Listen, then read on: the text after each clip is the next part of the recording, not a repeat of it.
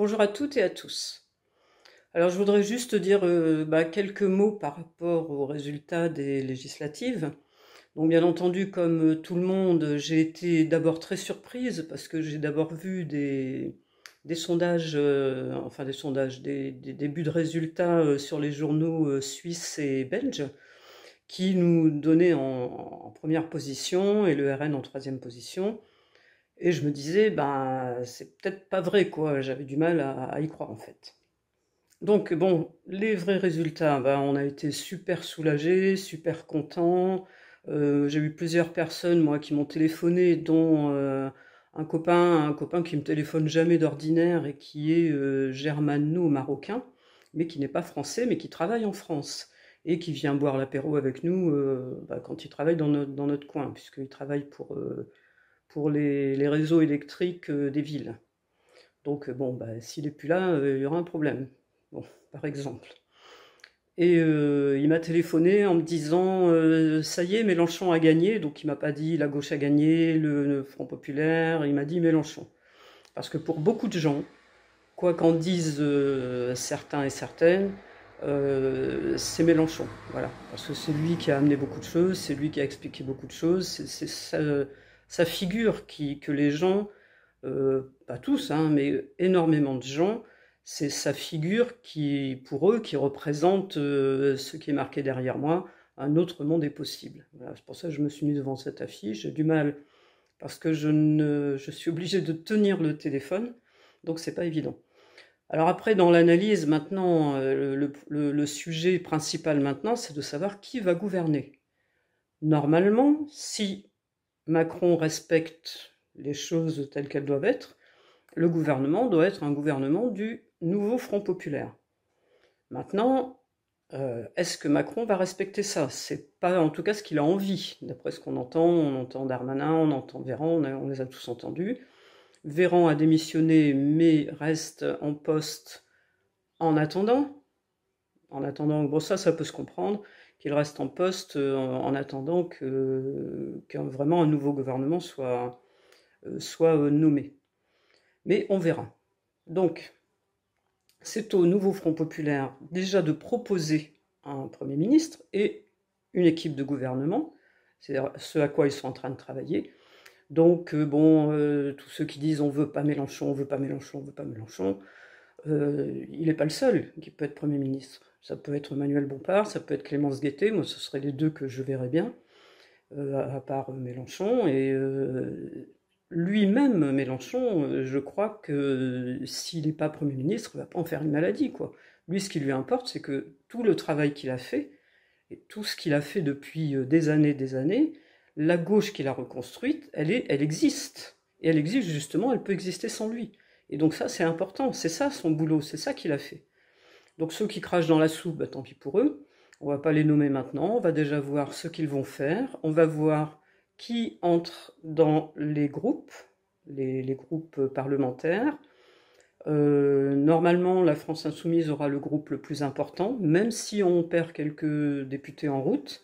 Alors il faut savoir que Corbière et Simonet n'ont pas été investis par le nouveau Front populaire, ils ne sont pas décomptés pour l'instant dans ce qui est présenté comme étant LFI.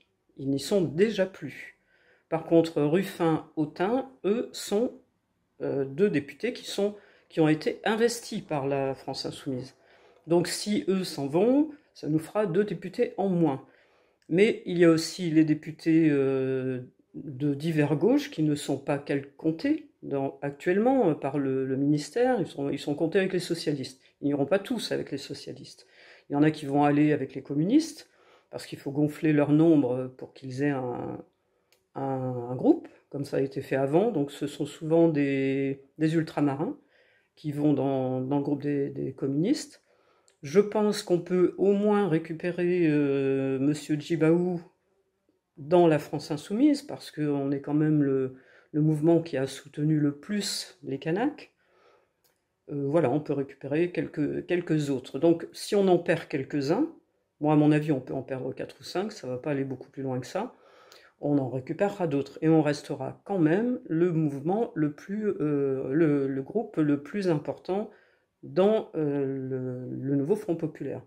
Maintenant, si Macron manœuvre, et si parmi les personnes du nouveau Front populaire, les élus du nouveau Front populaire, s'il y en a qui se prêtent à ce jeu, ils seront perdus à jamais pour la gauche.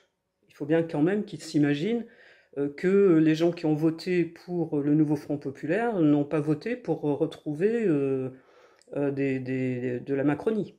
Voilà, ça quand même, et j'espère que absolument tous, y compris Glucksmann, qui est peut-être le plus macroniste de tous, vont comprendre que c'est pas ce que veulent les électeurs. Voilà.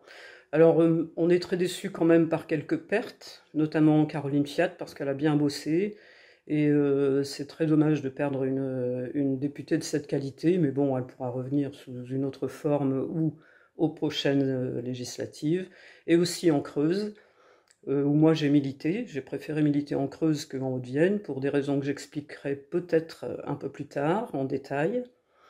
En Creuse, Catherine Couturier a été battue. Elle a été battue essentiellement parce que la candidate de droite ne s'est pas désistée.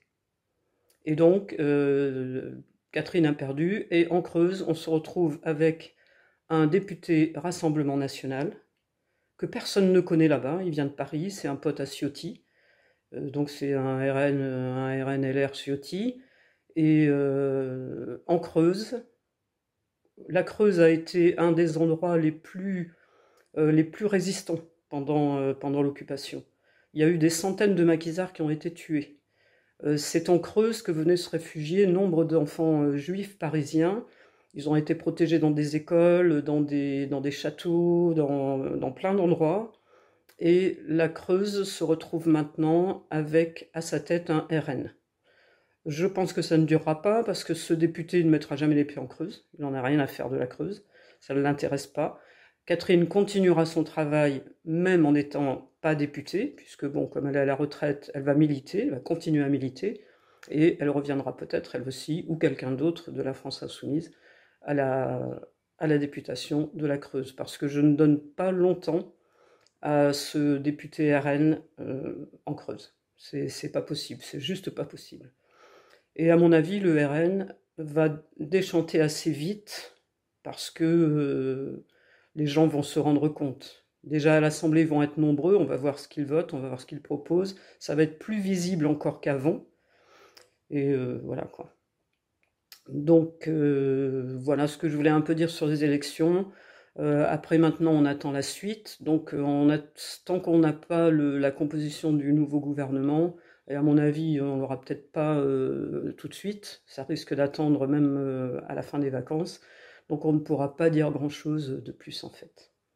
Voilà, je vous souhaite à tous une bonne journée, et puis bravo à tous les gens qui ont su, d'une part militer, et d'autre part voter et faire voter, pour que la France ne tombe pas aux mains des fachos. Voilà. Merci, à bientôt.